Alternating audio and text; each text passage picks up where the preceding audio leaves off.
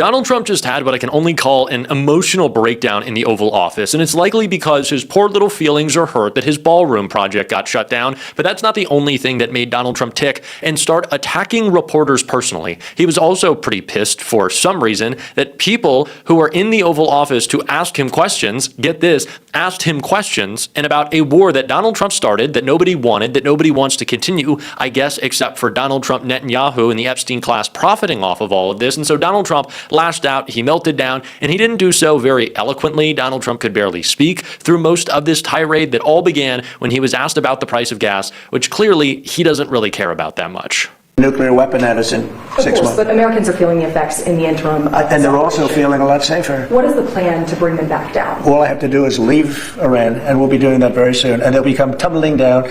And stock prices were up today almost to a record because they know two things. Number one, we have a safe country.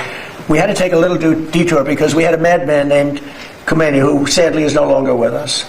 And we had regime change already. We've knocked out one regime, then we knocked out the second regime. Now we have a group of people that are very different. They're much more reasonable. I think much less radicalized. We've had regime change. We're dealing with people that are much more rational, and it's amazing what we've done. We had to make a little detour. So when the stock market broke all records just a few weeks ago, when it hit 50,000 on the Dow, 7,000 on the S&P. I said to the American people, it's time that we have to make a little detour because we have a madman that wants a nuclear weapon, and if we didn't knock him out with a B-2 bomber, we would have a nuclear weapon right now. It would have been used before today, and you may not be standing there asking that question, okay? So Donald Trump says, well, quite frankly, the price, it'll just go down because it'll go down. That's not the case. The Strait of Hormuz is still being blocked because Iran understands the leverage that it has. It's leverage that is leading Donald Trump to beg our allies to come and save us. They are not. But it is also leverage that is keeping Donald Trump in this conflict. If the answer was just to leave, he would have left. Donald Trump still hasn't stated a goal for this war, so why are we there other than to open the strait because of the pressure that it has put on the price of oil? The price of oil, which is leading every other cost around the country to explode. I don't know why Donald Trump thinks just simply leaving will solve that problem, especially when Pete Hegseth just said it could be 6 weeks, it could be 8 weeks, it could be any number of weeks before we leave Iran and the Middle East, where we just sent tens of thousands more troops. But Donald Trump didn't want to focus on that. He was upset with those questions. What he really wanted to talk about was his ballroom, a complete emotional meltdown before he started slurring and struggling to speak, and of course attacking reporters. I'm allowed, meaning we are allowed to continue building as necessary to, let's see, what is that, to cover the safety and security of the White House and its grounds. So it says here very carefully, the safety and security have to be protected of the White House grounds. Well, that's what we're doing because everything's bulletproof glass, et cetera, including the ballroom. And then it goes construction and all of the things necessary. It says personal safety of the president and his staff are a part of that. So if you are an American who is seeing your son, your daughter, your friend, anyone you know, shipped off to the Middle East right now as everything gets more expensive and the president of the United States is clearly in cognitive decline, do you empathize with Donald Trump at the loss of his poor ballroom? Or do you more empathize with the families who have lost loved ones for Israel's war? Which is the bigger loss? Because I would say Donald Trump being broken up about a ballroom doesn't really scream, I'm in touch with the normal people who are turning on Donald Trump right now, and neither does this slurring tirade of just transphobia. Like there will be no trans mutilation. We don't want any transgender mutilization of our children. We don't want to have people pouring into our country from other countries all over the world, where prisons are opened up.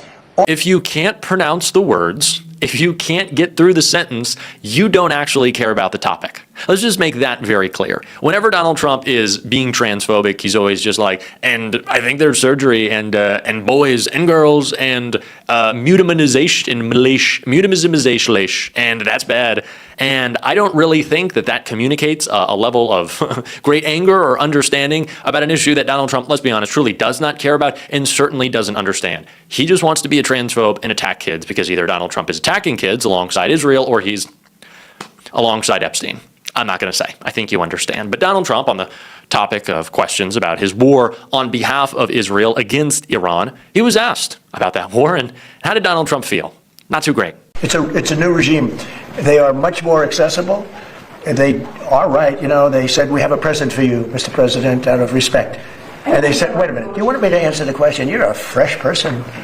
You know, we've had a lot of problems with you, haven't we?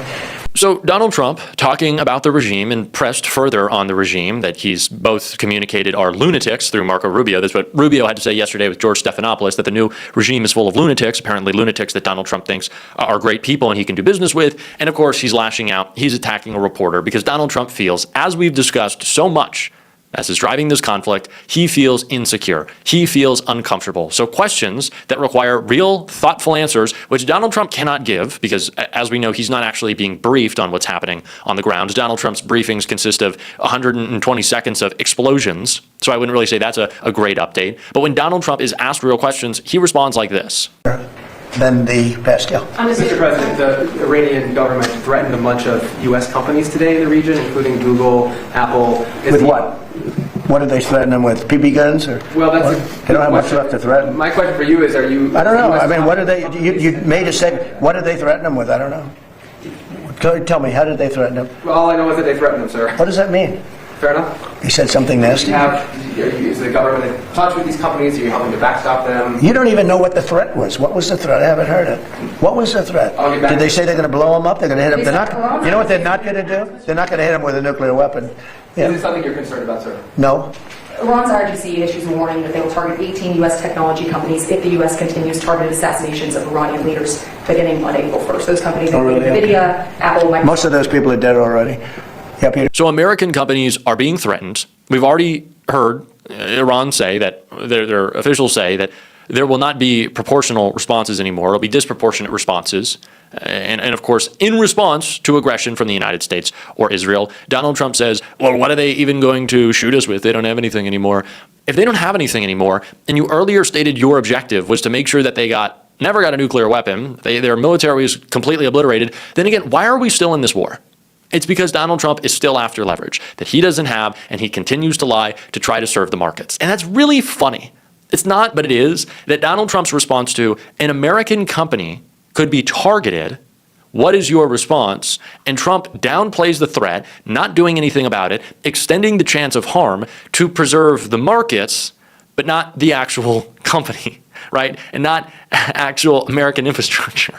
Like, Donald Trump is just trying to do the set dressing and just trying to do the PR, but doesn't care about the reality. Like, that perfectly encapsulates what is happening there. And so does his lack of understanding, which we could talk about extensively, but is obviously the case when Donald Trump was asked whether he wants to make a deal or not. Does Iran have to make a deal for the U.S. to end its operation in Iran? And Iran doesn't have to make a deal, no. Yeah, I've spoken to a lot of people. It's a new regime. They are. So it just seems like it keeps piling up, right? Doesn't it seem like it keeps piling up? So the war is over. We could leave. We've obliterated everything. They just have BB guns now, and we don't need a deal to leave. So I guess we're the ones still trying to make the deal. It's not them, because if they were so desperate, then Trump would say, well, of course we're going to get a deal because we love deals, and I'm going to make a deal. But that's not the case. So clearly we're on the back foot. But I ask again, what is the goal? And when you ask that question, when you ask a real question that needs a real answer, what does Donald Trump always invoke? How long will it be until we get out of this conflict? I think you can guess. On the straight, but if they want something, but I would say that within 2 weeks, maybe 3, we're hitting them very hard. Last night we knocked out tremendous amounts of missile-making facilities. We, as you probably read or wrote, we knocked out. Excuse me. Pardon me for interrupting. The U.S. will be gone or done with the war in 2 I think we're 2 or 3 weeks. Not 3 weeks. If it is we'll leave. Well, we're leaving in 2 weeks, and I think that sounds like a great number. 2 weeks away. Everybody take a shot. That'll be great. 2 weeks away. Again, 2 weeks away from what, I might ask? 2 weeks away from what? From reaching a military objective? Because Trump has said our objective isn't regime change. Our objective is to make sure they never have a nuclear weapon again. But Trump also doesn't want to negotiate. So how are we going to do that besides leveling the entire country, which we're not going to do? And if we do, then Donald Trump is talking about a prolonged infinite war in which we constantly police Iran to make sure they will never have nuclear capabilities, which they didn't want in the first place, instead of making a deal that we already had under Barack Obama to do just that. So it seems like we've just wasted a lot of money in American lives and committed, as Donald Trump admitted, a bunch of war crimes. Maybe 2 weeks, maybe a couple of days longer to do the job, but we want to knock out every single thing they have. Now, it's possible that we'll make a deal before that, because we'll hit bridges, and we've hit some. We'll hit some bridges. We've got a couple of nice bridges in mind. But if they come to the table, that'll be good. But it doesn't matter whether they come or not. We've set them back. It'll take 15 to 20 years for them to rebuild what we've done to them. They have no... He's bragging about it. He's just openly bragging about his war crimes at this point. Yeah, I'll bomb some civilian infrastructure. Great. Oh, I've got my sights set on a lot of civilian infrastructure, on a lot of energy plants, on a lot of steel plants, on a lot of oil fields. Maybe another school Donald Trump's going to bomb. Great. Just admit to the war crimes. It is insane. He is melting down. We are going to continue to cover it all. If you want to support that, as always, you can hit that subscribe button, leave a like on this video.